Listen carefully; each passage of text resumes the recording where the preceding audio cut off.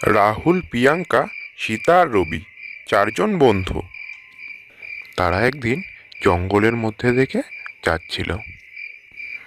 রাতে যেতে যেতে রবি হঠাৎ সামনে একটা আলো দেখতে পেল। দেখ দেখ, সামনে কিসের একটা আলো দেখা যাচ্ছে না? এই জঙ্গলে এত রাতে কি বলতো ওটা? চল, ব্যাপারটা দেখতে হচ্ছে। আমরা ওদিকে যাই, গিয়ে দেখি ব্যাপারটা কি। কি বলিস তোরা?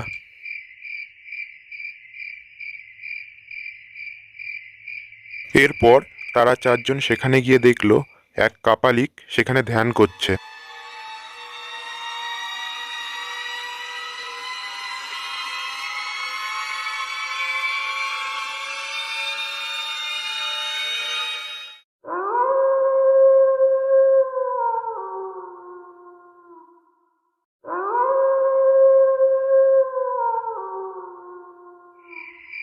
কি করছে বলতো ওই লোকটা এখানে? এত রাতে এই গভীর জঙ্গলের মধ্যে কি করছে? লোকটা কি পাগল টাগল নাকি রে? তুই চুপ কর সীতা। উনি যদি জানতে পারে আমরা এখানে আছি, আমাদের ক্ষতি হতে পারে। উনি একজন কাপালিক। হ্যাঁ, তোর যত ভয়। কাপালিক না ছাই, এই রাতের বেলা পাগলের কারবার জঙ্গলের মধ্যে কি সব করছে, তোর আবার তাতে ভয়? এই মূর্খর দল, তোরা এখানে কি করতে এসেছিস? তোরা আমার ধ্যান ভাঙিয়েছিস। আমি তোদের কি করতে পারি তোরা কি তা জানিস? মূর্খের দল। বাবা, আমাদের ক্ষমা করে দিন। আমরা বুঝতে পারিনি, আমরা ভুল করে এখানে চলে এসেছি। আমরা এক্ষুনি চলে যাচ্ছি এখান থেকে। আপনি আমাদের ক্ষমা করে দিন বাবা। আর কথা দিচ্ছি, আমরা এখানে কোনো দিন আর আসবো না।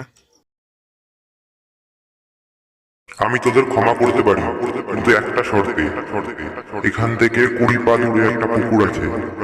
তোর সাথে থাকা মেয়েটা এখনই এই পুতুলটাকে এখান থেকে নিয়ে ওই পুকুরে নিয়ে গিয়ে স্নান করিয়ে নিয়ে আসতে হবে। তাহলেই আমি তোদের ক্ষমা করে দেবো। আর শোন, আর কোনোদিন তোরা এখানে আসবি না।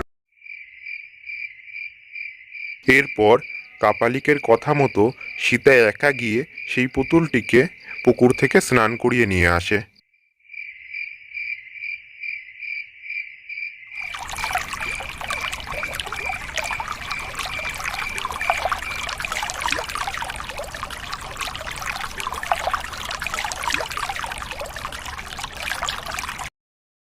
এই ঘটনার পর কেটে গেছে প্রায় 1 মাস।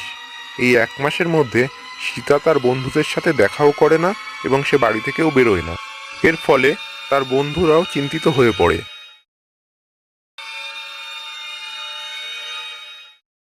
এরপর একদিন প্রিয়াঙ্কা সীতার বাড়িতে গেল।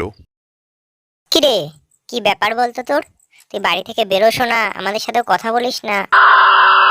সীতার এমন রূপ দেখে প্রিয়াঙ্কা ভয়ে কাঁদতে শুরু করে। এদিকে প্রিয়াঙ্কাও ফিরছে না দেখে রবিও তখন সীতার বাড়িতে গেল। সেখানে গিয়ে রবি দেখল সীতা তার প্রাণের বান্ধবী প্রিয়াঙ্কাকে হত্যা করেছে এবং সে তার নিজের বান্ধবীকে মেরে বান্ধবীর মাংসগুলো ছিঁড়ে ছিঁড়ে খাচ্ছে। এই ঘটনা দেখে রবি রীতিমতো ভয় পেয়ে গেল এবং সে সেখান থেকে বেরিয়ে গেল। এরপর রবি গাড়ি নিয়ে বেরিয়ে পড়ল এবং সে ঠিক করলো সে যে কোনো মূল্যে আজ সেই কাপালিকের কাছে পৌঁছাবে। তাকে জানতেই হবে কি হয়েছে সীতার সাথে।